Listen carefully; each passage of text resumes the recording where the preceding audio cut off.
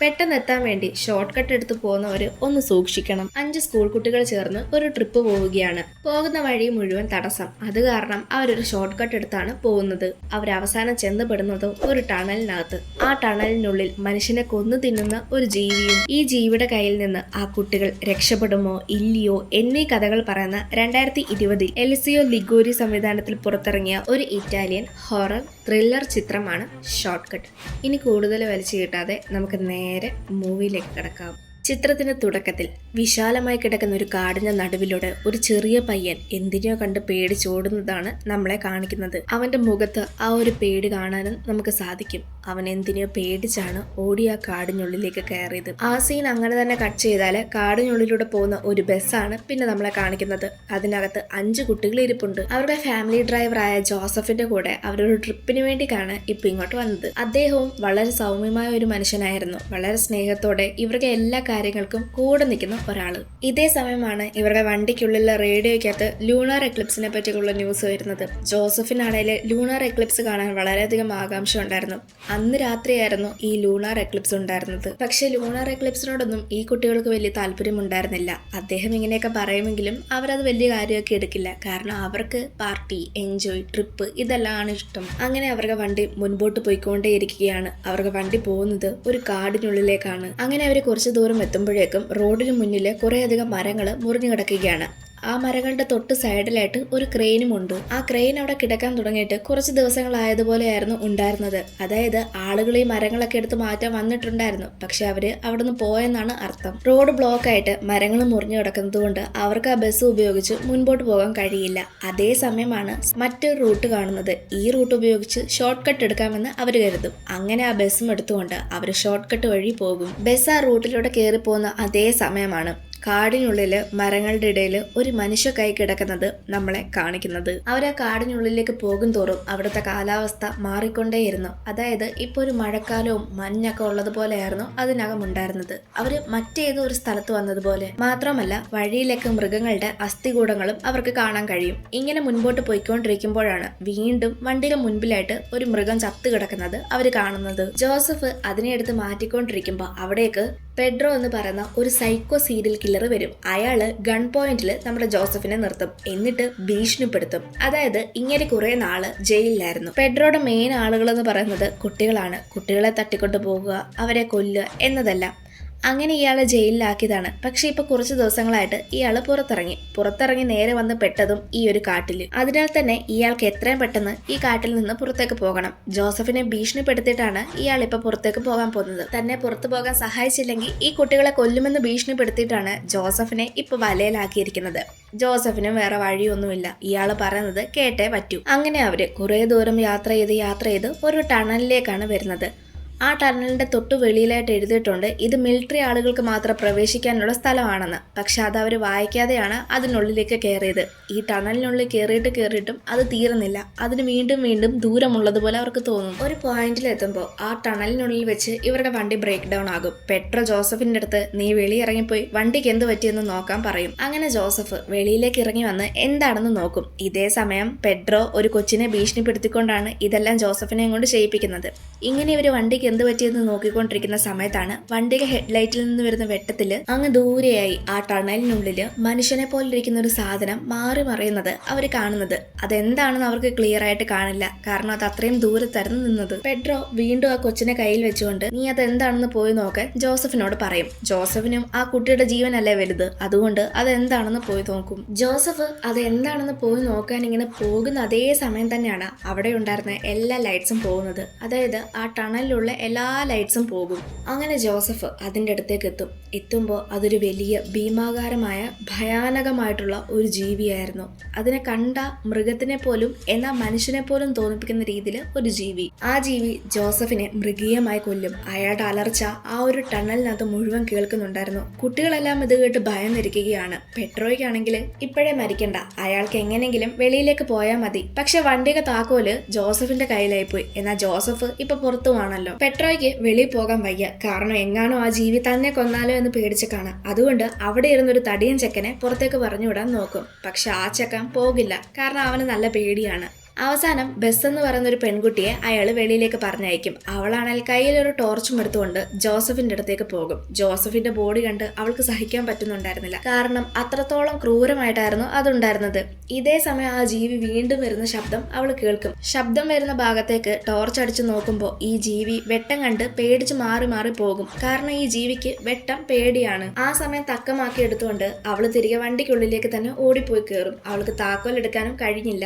എന്നിട്ട് വണ്ടിയിലുള്ളവരോട് ഈ കാര്യങ്ങളൊക്കെ വന്ന് പറയും. ഇങ്ങനെ ഇവർ സംസാരിച്ചുകൊണ്ടിരിക്കുമ്പോഴാണ് ബസ്സിന് മുകളിൽ എന്തോ നടക്കുന്ന സൗണ്ട് കേൾക്കുന്നത്. അതാ ജീവി തന്നെയായിരുന്നു. ഇനി എന്ത് ചെയ്യുമെന്ന് കരുതി എല്ലാവരും പേടിച്ചു നിൽക്കുകയാണ്. പെട്രോയ്ക്ക് ഇങ്ങനെ പേടിച്ചൊന്നും ഇരിക്കാൻ വയ്യ. അവൻ എത്രയും പെട്ടെന്ന് സിറ്റിയിലേക്ക് പോകണം. അവൻ കരുതും തന്റെ കയ്യിലെ ഗണ്ണ് ഉപയോഗിച്ച് ആ ജീവിയെ കൊന്നിട്ട് ഈ പിള്ളേരെ വെച്ചുകൊണ്ട് എങ്ങനെയെങ്കിലും സിറ്റിയിലേക്ക് പോകാമെന്ന്. അങ്ങനെ ബസ്സിന് വെളിയിലേക്ക് ഇറങ്ങും. എന്നാൽ പെട്രോ ചെയ്ത ഏറ്റവും വലിയ മണ്ടത്തരം അതായിരുന്നു. കാരണം ആ ജീവി അയാൾ വെളിയിറങ്ങിയതും അയാളെ മൃഗീയമായി കൊല്ലും. ഇത് കണ്ട് ബസ്സിലുണ്ടായിരുന്നവരെല്ലാം അതിന്റെ ഡോറൊക്കെ ക്ലോസ് ചെയ്ത് വളരെ സേഫ് ആയിട്ട് ഇരിക്കാമെന്ന് വിചാരിക്കും. പക്ഷെ ആ ജീവി തന്റെ നഖം ഉപയോഗിച്ച് ബസ്സിന്റെ ഡോറും ഗ്ലാസും ഒക്കെ തുറക്കും. ഒരു ഘട്ടത്തിൽ ആ ഒരു ജീവി ബസ്സിനുള്ളിലേക്ക് വരും. എല്ലാവരും ഇത് കണ്ട് പാനിക്കായിട്ട് നിൽക്കുകയാണ്. പക്ഷെ അതിലെ ബസ്സിന് മാത്രം, അതായത് നേരത്തെ നമ്മൾ പറഞ്ഞ പെൺകുട്ടിയില്ലേ, ആ പെൺകുട്ടിക്ക് അറിയാമായിരുന്നു വെട്ടം കണ്ട ഈ ജീവിക്ക് പേടിയാണെന്നുള്ളത്. അവള് തന്റെ കയ്യിലുള്ള ഫ്ലാഷ് ലൈറ്റ് ആ ഒരു ജീവിയുടെ മുഖത്തേക്ക് അടിക്കും. എന്നിട്ട് ബാക്കിയുള്ളവരോട് ഫ്ലാഷ് ലൈറ്റ് ആ ജീവിയുടെ മുഖത്തേക്ക് അടിക്കാൻ പറയും. ഈ ഒരു ഗ്യാപ്പില് അവരെല്ലാവരും ബസ്സിന് വെളിയിലേക്ക് ഇറങ്ങി ഓടും. അവരങ്ങനെ ഓടി ഓടി എത്തുന്നത് ആ ടണലിന്റെ ഒരു അണ്ടർഗ്രൗണ്ടിലേക്കാണ്. അവിടെ ഒരു റൂമും അവർക്ക് കാണാൻ പറ്റും. റൂമിനുള്ളിൽ കയറുമ്പോൾ അതിനകത്ത് നിറയെ കാൻഡിൽസ് ഉണ്ടായിരുന്നു. അതൊക്കെ ഇവര് കത്തിച്ചു വെക്കും. ശേഷം അവിടെ കിടന്നൊരു മാപ്പും അവരെടുക്കും. ആ മാപ്പിനുള്ളിൽ ജനറേറ്റർ എവിടെയാണെന്നുള്ളൊരു റൂട്ടും കൊടുത്തിട്ടുണ്ട്. അങ്ങനെ മാപ്പ് പ്രകാരം അവർ ജനറേറ്റർ ഉള്ള ഭാഗത്തേക്ക് പോകും. ജനറേറ്റർ തപ്പി തപ്പി പോകുന്ന വഴിയിൽ അവരൊരു മനുഷ്യന്റെ അസ്ഥികൂടം കാണാനിടയാകും. ഈ മനുഷ്യനും ചിലപ്പോൾ ആ ഒരു ജീവിക്ക് ഇരയായതാകുമെന്ന് അവർ ചിന്തിക്കും. പക്ഷെ എന്ത് ചെയ്യാനാ, ഇത് നോക്കി നിൽക്കാൻ പോയി കഴിഞ്ഞാൽ ഈ മനുഷ്യന് സംഭവിച്ചതുപോലെ അവർക്കും സംഭവിച്ചേക്കാം എന്ന് കരുതിയിട്ട് അവർ മുൻപോട്ട് തന്നെ പോകും. ഈ സമയമാണ് ഇവർക്ക് കൂട്ടത്തിലുള്ള ഒരു ചെക്കന് വാഷ്റൂമിൽ പോകണമെന്ന് പറയുന്നത്. അങ്ങനെ അവന് കൂട്ടായിട്ട് ഒരു പെണ്ണാണ് പോകുന്നത്. ഇവള് ദൂരെ മാറി നിൽക്കുകയാണ്. ആ സമയം കൊണ്ട് ഈ ചെക്കൻ വന്ന കാര്യം സാധിച്ചെങ്കിൽ തിരിഞ്ഞു നോക്കുന്ന സമയത്താണ് എന്തോ ഒരു നിലവിളി കേൾക്കുന്നത്. എന്താണെന്ന് നോക്കിക്കഴിഞ്ഞാൽ ആ കൂടെ വന്ന പെണ്ണിനെ ഇപ്പൊ ആ ഒരു മൃഗം വലിച്ചെടുത്തുകൊണ്ട് പോയിരിക്കുകയാണ്. പെട്ടെന്ന് ഈ ചെക്കൻ എല്ലാവരോടും ഈ കാര്യങ്ങൾ പറയാനായി പോകും. അങ്ങനെ എല്ലാവരും കൂടി ചേർന്ന് ആ ഒരു പെണ്ണിനെ അന്വേഷിക്കുകയാണ്. അവളുടെ പേരാണ് ക്യൂനി. അന്വേഷിക്കുന്നതിന്റെ ഇടയിൽ ഈ ഒരു മൃഗത്തിന്റെ സൗണ്ട് അവർക്ക് കേൾക്കാൻ സാധിക്കും. അങ്ങനെ ശബ്ദം വരുന്ന ഭാഗത്തേക്ക് പോകുമ്പോൾ ക്യൂനി എന്ന് പറയുന്ന ഒരു പെണ്ണിന്റെ മുകളിൽ ഈ മൃഗം കയറിയിരുന്ന് അവളെ കൊല്ലാനായി തുടങ്ങുകയാണ്. പക്ഷെ ആ സമയം ഇവർ തീങ്ങൊണ്ട് വന്നതുകൊണ്ട് തന്നെ ആ മൃഗം വെട്ടം കണ്ട് പേടിച്ചു മാറി നിൽക്കും. എന്നാൽ ഇതേ സമയം കൊണ്ട് ആ വാഷ്റൂമിൽ പോകണമെന്ന് ആവശ്യപ്പെട്ട ആ ഒരു ചെക്കനെ ഇപ്പൊ ആ ഒരു മൃഗം കയറി പിടിച്ചിരിക്കുകയാണ്. അവനെ കൊല്ലാനായിട്ട് ഇങ്ങനെ നിൽക്കുകയാണ്. എന്നാൽ ഇതേ സമയം കൃത്യം അവിടെ എല്ലാം ലൈറ്റ് വരും. അതിന് കാരണം എന്തെന്നാൽ ബാക്കിയുള്ള 2 പേര് ജനറേറ്റർ ഉള്ള സ്ഥലത്ത് പോയി ജനറേറ്റർ ഓൺ ചെയ്തിരിക്കുകയാണ്. ഈ സമയം തക്കമാക്കി എടുത്തുകൊണ്ട് തൽക്കാലത്തിന് അവരെല്ലാവരും രക്ഷപ്പെടും. ജനറേറ്റർ എല്ലാം ഓൺ ആക്കിയതിനു ശേഷം അവിടെ സൈഡിലുണ്ടായിരുന്ന റൂമിലേക്ക് അവരെല്ലാവരും കയറിപ്പോകും. ആ റൂം കണ്ടു കഴിഞ്ഞാൽ അവിടെ ആരോ കുറച്ച് നാൾ മുൻപ് വരെ താമസിച്ചതുപോലെയായിരുന്നു ഉണ്ടായിരുന്നത്. ഭിത്തിയിലെല്ലാം കുറേ അധികം ആളുകൾ മിസ്സായതിനെ പറ്റിയൊക്കെയുള്ള പേപ്പർ കട്ട്സും അതുപോലെ ന്യൂസും കാര്യങ്ങളും ഒക്കെ കട്ട് ചെയ്ത് വെച്ചിട്ടുണ്ട്. അത് മാത്രമല്ല ഈ ഒരു ജീവിയെ പറ്റിയൊക്കെയുള്ള കാര്യങ്ങളും അവിടെ എല്ലാം ഒട്ടിച്ചും എഴുതിയും ഒക്കെ വെച്ചിട്ടുണ്ട്. ഈ കൂട്ടത്തിൽ അവർക്ക് എല്ലാവർക്കും ഒരു ഡയറി കിട്ടും. ആ ഡയറിയുടെ മുകളിൽ ഗ്യൂലിയോ സപ്രി എന്നും എഴുതിയിട്ടുണ്ട്. അങ്ങനെ അവർ ആ ഡയറി തുറക്കുമ്പോൾ അതിൽ നിന്ന് 2 കുട്ടികളുടെ ഫോട്ടോയാണ് കിട്ടുന്നത്. നമ്മൾ സിനിമയുടെ തുടക്കത്തിൽ ഒരു കൊച്ചു പയ്യൻ ഓടിപ്പോകുന്നതും പിന്നീട് എന്തോ ഒരു ശബ്ദം കേൾക്കുന്നതൊക്കെ കണ്ടിട്ടുണ്ടായിരുന്നില്ലേ, ആ പയ്യന്റെ ഡയറിയാണ് നമ്മളിപ്പോ ഈ കാണുന്നത്. സംഭവം നടക്കുന്നത് 1971 അന്നാണ് അവൻ അവന്റെ സഹോദരിയായ ഇസബെല്ലെ നഷ്ടമാവുന്നത്. അവർക്ക് 2 പേർക്കും അഡ്വഞ്ചറസ് ആയിട്ടുള്ള കാര്യങ്ങളൊക്കെ ചെയ്യാൻ വളരെയധികം ഇഷ്ടമായിരുന്നു. അങ്ങനെ നടന്ന് അവർ ടൗണിന്റെ അടുത്ത് നിന്ന് ആ ഒരു ഗുഹയിലേക്ക് വന്നു കയറും. അതായത് നമ്മൾ നേരത്തെ പറഞ്ഞ ആ ഒരു ടണലില്ലേ, ആ ടണലിന്റെ മറ്റൊരു എൻഡിലേക്കാണ് ഈ ഒരു പെൺകുട്ടി ചെന്ന് കയറുന്നത്. പക്ഷെ അവൾക്കറിയില്ലായിരുന്നു അതിനകത്ത് ഒളിഞ്ഞിരിക്കുന്ന ആ ഒരു മോൺസ്റ്ററിനെ പറ്റി, അല്ലെങ്കിൽ ആ ഒരു ജീവിയെ പറ്റി. ആ പയ്യൻ ഇത് കണ്ട് പേടിച്ചോടുന്നതാണ് നമ്മൾ സിനിമയുടെ തുടക്കത്തിൽ കണ്ട രംഗം. ഇവന് ഇതിനെപ്പറ്റി പോലീസിനോടും വീട്ടുകാരോടും ഒക്കെ പറയുന്നുണ്ടെങ്കിലും ആരും അവനെ വിശ്വസിക്കാൻ തയ്യാറാകില്ല. ആ ഒരു സംഭവത്തിന് ശേഷം 40 വർഷം കൊണ്ട് ഗുലിയോ ആ ഒരു മൃഗത്തിനെ പറ്റി പഠിക്കാനുള്ള ശ്രമത്തിലാണ്. അങ്ങനെയാണ് അദ്ദേഹം ആ ടണലിലുള്ള റൂമിലേക്ക് വരുന്നത്. അവിടെ ഇരുന്നാണ് ഈ ജീവിയെ പറ്റിയുള്ള എല്ലാ കാര്യങ്ങളും പഠിക്കുന്നത്. ഈ ജീവിക്ക് വെട്ടം പേടിയായതുകൊണ്ട് തന്നെ ഇദ്ദേഹം തന്നെയാണ്, അതായത് ആ ചെറുതായിരുന്ന ഗുലിയോ ഇപ്പൊ വളർന്നു വലുതായല്ലോ, അവൻ തന്നെയാണ് ആ ടണലിന്റെ അണ്ടർഗ്രൗണ്ടിൽ ജനറേറ്റർ എല്ലാം സെറ്റ് ചെയ്തത്. കാരണം ഈ ജീവി വരുമ്പോൾ അതിനെ ഓടിക്കാൻ വേണ്ടിയിട്ട്. അങ്ങനെ ഈ ജീവി ജീവിയെ പറ്റി കുറേയധികം പഠനങ്ങൾ നടത്തി. എന്നിട്ട് ഈ ജീവിയെ എങ്ങനെ ഇല്ലാതാക്കാമെന്നുള്ള ലക്ഷ്യത്തിലായിരുന്നു ഗുലിയോ. കാരണം ഈ ജീവി പാരസൈറ്റ് പോലെയാണ്. മനുഷ്യവർഗ രക്തവും അതുപോലെ മൃഗങ്ങളുടെ രക്തവും ഉപയോഗിച്ചാണ് ഇതിന്റെ ജീവൻ നിലനിർത്തുന്നത്. ഇത് പുറത്തേക്ക് വന്നു കഴിഞ്ഞാൽ മനുഷ്യർക്ക് ആപത്തായതുകൊണ്ട് ഗുലിയോ അതിനെ ഇല്ലാതാക്കാനുള്ള ശ്രമത്തിലായിരുന്നു. പക്ഷെ എന്ത് ചെയ്യാനാണ്, ഗുലിയോയെയും അവസാനം ആ ഒരു മൃഗം തന്നെ കൊല്ലും. ഡയറി എല്ലാം വായിച്ചതിന് ശേഷം ആ കുട്ടികൾ ഒരു തീരുമാനമെടുക്കും. അതായത് ഗുലിയോ നിർത്തി വെച്ചെടുത്തുനിന്ന് അവർക്ക് തുടങ്ങാമെന്ന്. കാരണം ഈ ജീവി പുറത്തേക്ക് വന്നു കഴിഞ്ഞാൽ അത് മനുഷ്യരാശിക്ക് തന്നെ ആപത്താണ്. പക്ഷെ ഇപ്പൊ ഓൾറെഡി 2 പേർക്ക് പരിക്ക് പറ്റിയതുകൊണ്ട് അവരെയും കൊണ്ട് അധികം യാത്ര ചെയ്യാനോ എങ്ങും പോകാനോ പറ്റില്ല. കാരണം ബ്ലഡിന്റെ സ്മെല്ലുണ്ടാകും. അതിൽ ആ പെൺകുട്ടിക്ക് നല്ല രീതിയിൽ പരിക്കുമുണ്ട്. അത് മാത്രമല്ല, ആ ഒരു ഡയറിയിലെ പ്രത്യേക ഒരു കാര്യം കൂടി പറയുന്നുണ്ട്. അദ്ദേഹത്തിന് ആ ജീവിയെ കൊല്ലണമെന്ന് ലക്ഷ്യമുണ്ട്. പക്ഷെ എങ്ങനെയാണ് അദ്ദേഹം കൊല്ലാൻ പോകുന്നത്? എങ്ങനെയെന്ന് വെച്ച് കഴിഞ്ഞാൽ ടണലിനുള്ളിൽ വളരെയധികം വോൾട്ടേജ് ഉള്ള ഒരു വലിയ ജനറേറ്റർ ഉപയോഗിച്ചിട്ട് ലൈറ്റ് ഉണ്ടാക്കി കഴിഞ്ഞാൽ ആ ജീവിയെ കീഴ്പ്പെടുത്താൻ സാധിക്കും. ആ ശ്രമത്തിന്റെ ഇടയിലാണ് ഇദ്ദേഹം മരിച്ചു പോകുന്നത്. അതുകൊണ്ട് തന്നെ ആ ഒരു ജനറേറ്റർ എവിടെയാണെന്ന് കണ്ടുപിടിച്ച് അവരത് ശരിയാക്കുകയും അതിനകത്തുള്ള ലൈറ്റ് വെളിയിലേക്ക് കൊണ്ടുവരാനും ശ്രമിക്കും. അവസാനം അവർ ആ ജനറേറ്റർ ശരിയാക്കും. പക്ഷെ ഇനി അവരുടെ പ്ലാൻ എന്തെന്നാൽ ആ ജനറേറ്റർ ഓഫ് ആക്കിയതിനു ശേഷം ബ്ലഡ് വറ്റിയിരിക്കുന്ന ഏതെങ്കിലും ഒരാളെ ആ ജനറേറ്ററിന്റെ ബാക്കിലായിട്ടോ അല്ലെങ്കിൽ ഫ്രണ്ടിലായിട്ടോ നിർത്തണം.